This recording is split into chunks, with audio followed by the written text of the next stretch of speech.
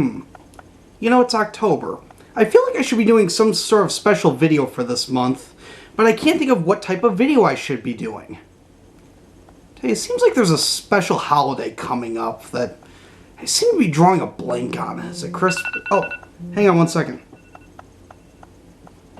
Hello? Ween? Hey, wait a minute.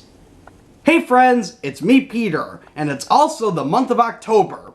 You know what that means? That's right, Halloween is just around the corner.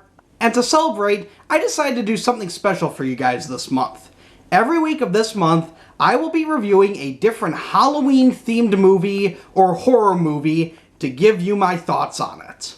And to make things extra special, I've decided that I won't be reviewing any movies I have seen already. Instead, I will be looking at movies that I have never seen before and giving you my honest thoughts on them. And what better way to start off Halloween month than a look at a 1993 Disney movie that has since become a cult classic, The Nightmare Before Christmas. Directed by Tim Burton, The Nightmare Before Christmas is a Halloween movie that every single one of my friends seems to enjoy around this time of year. And in fact, it's constantly reran on a specific cable network, okay, fine, ABC Family, during its 13 days of Halloween celebration. And oddly enough, I have never seen this movie before. Despite the fact it came out more than 20 years ago, I never had the interest in picking it up and taking a look at it. But for Halloween month, I decided to pull it up on Netflix, watch it, and then review it for you guys. The plot of the movie is fairly simple.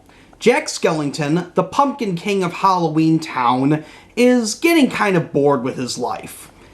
Every year it's Halloween this, Halloween that, and he just wants a change.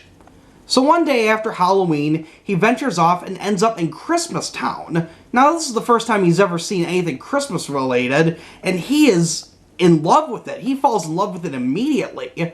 So he wants to try and incorporate Christmas into Halloween Town. And as you'll see in the movie, things don't really work out as he planned. First up, the positives of this movie. My absolute favorite part about this movie is the soundtrack. It's done by Danny Elfman, who has worked on many different Tim Burton movies, and he's at his finest here. The opening song, This Is Halloween, is super, super catchy, and it'll be stuck in your head all day.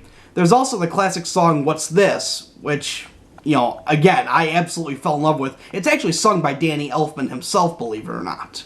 The other songs are pretty good, but they're not as memorable as the other ones. Though, Kidnap the Santa Claus does kind of get stuck in your head. Another thing that I loved about this movie is the animation.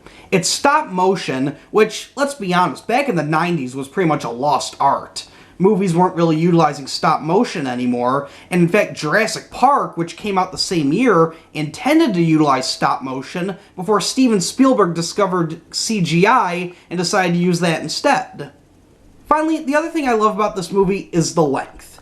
It's only about an hour and 45 minutes. It's not that long of a movie, and it's actually quite enjoyable. I like movies that don't run too long.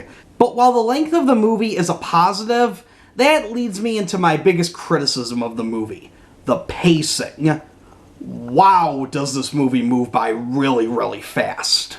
And I'm not really sure the reason for it. Was it because Tim Burton didn't have enough of a budget to finish the movie? Was it because the stop motion was too difficult? I'm not entirely sure why, but this movie goes by really, really fast.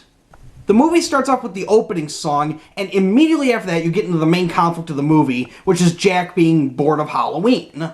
Minutes after that, he's in Christmas Town. There really isn't that much time between these songs. It's almost hard to catch your breath at times because of how quickly everything shifts. This leads into my next criticism of the movie, which is the climax. Now, I'm not going to spoil what happens in the climax, but let me just say it is the most anticlimactic climax I have ever seen. First of all, there's supposed to be a sense of danger in the climax. You're supposed to fear for one of the characters here. Actually, multiple characters you're supposed to fear for. And I didn't fear for them at all. I actually could tell you exactly what was going to happen. Even though I had never seen this movie before, I knew exactly what was going to happen at the end of this climax. And then after that, the movie just kind of ends. There's not really much resolution to anything. which I guess would be my other major criticism, is it just kind of, I don't want to call it abruptly ends, because it doesn't really abruptly end, it just leads up to it, but I just didn't like the ending. It was way too rushed, which again goes back to the pacing of the movie. Now, I don't know what happened to it. I don't know if there was some reason they couldn't lengthen the movie by another 5 to 10 minutes or so, but this movie really could have benefited from better pacing. I feel there's a couple scenes they could have cut out. There's a couple scenes they could have sped up. I can think of at least one song number that was completely unnecessary that they didn't need. There was one side character in particular, the doctor, who created this woman. I'm sorry, but he was completely unnecessary. If you took him out of the plot, it would not affect the movie at all. Don't believe me? Watch the movie again and take out his character. Does that affect the movie in any way, shape, or form? I guarantee you it doesn't. I feel he was a completely disposable character. Now, I'll bet you're thinking that since I seem to criticize this movie to no end, that I really didn't like it. Well, I wouldn't go that far. I actually did find myself enjoying the movie. I kept my interest, I kept watching it. A lot of movies that I watch on Netflix, I tend to stop and do something else, like check Facebook or something, and I didn't do that through this movie. Okay, fine, I did it at one part, but it was towards the middle end part of the movie, and it was really during a boring scene, so, I'll let that pass because it was just one scene. So if you were to ask me if I would recommend this movie, I would say, yeah, I would definitely recommend this movie. If only for the fact, just to say that you've seen it.